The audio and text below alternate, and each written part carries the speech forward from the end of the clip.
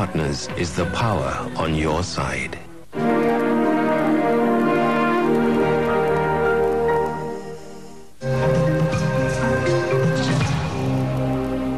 Welcome back.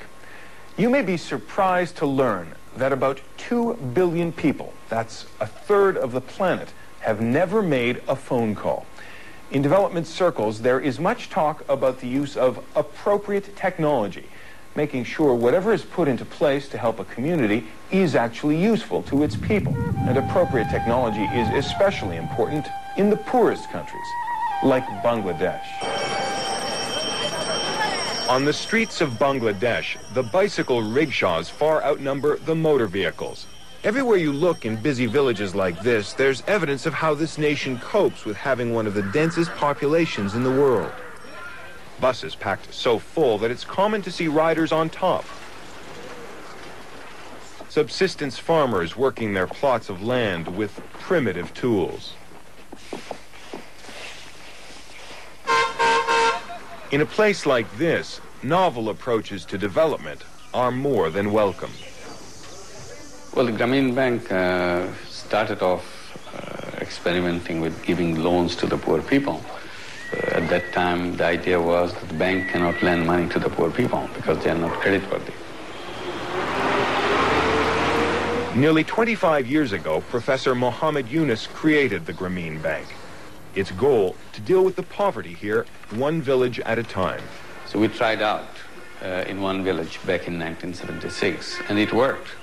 We lend money to 2.4 million borrowers. 95% of them are women, all very poor women.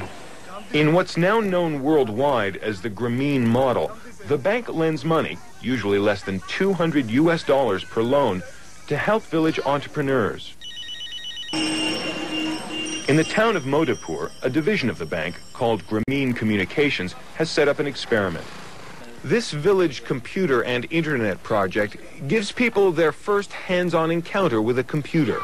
From kindergarten lessons on CD-ROM to adult software classes. Tariq Alam is the project's director.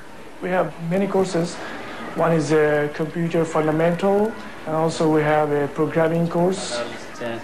The project also introduced the people here to electronic mail. Through the email service, a lot of villagers, they are mailing to their relatives very low cost. Sending or receiving an email costs less than 27 US cents. Much cheaper than a phone call, even less than postage, and faster and more reliable. This woman told us she used to spend more than $30 US a month to call her husband who works in Kuwait. That's more than a month's salary for the average family here. Perhaps you are doing well. The older man, he has a son who is doing PhD program in UK. He came to our office just to mail to his son and say when you will come back and how is he. We didn't do anything with him. We just told him that you have an email facility here, you can email and you can contact. In my living life. He said, okay, I will try first. He emailed to his son and he got a reply after 2 hours back. And he says, very interesting and at a very low cost. Your good health. My work has convinced me that all people are basically very smart. You don't have to spend a minute when they see something is useful. They pick it up very quickly.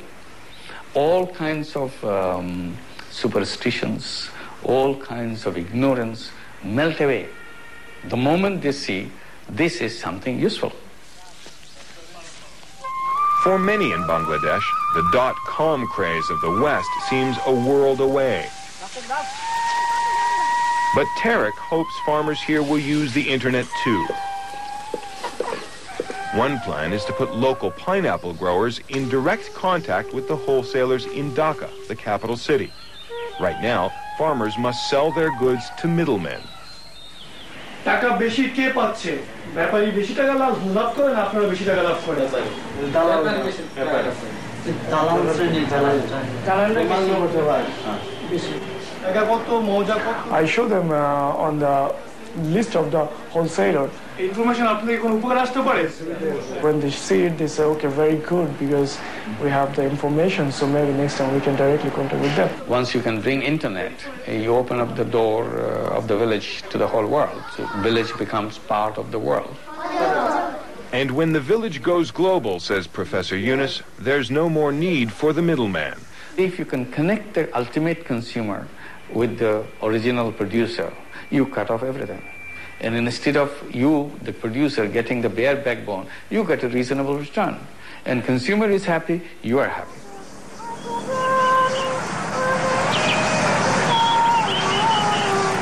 To keep developing nations from being left behind, stranded on the opposite bank of a digital divide, Professor Yunus is calling for a world commission to help countries like his get plugged in. Internet opens you up. You're a free human being. And you can find your kind of person in the world wherever you want to be.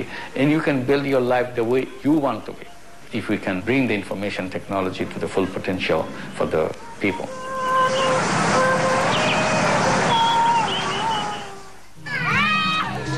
Coming up, a hole in the wall gives these kids a window to the World Wide Web. We'll show you what they find when we visit their virtual village in a moment.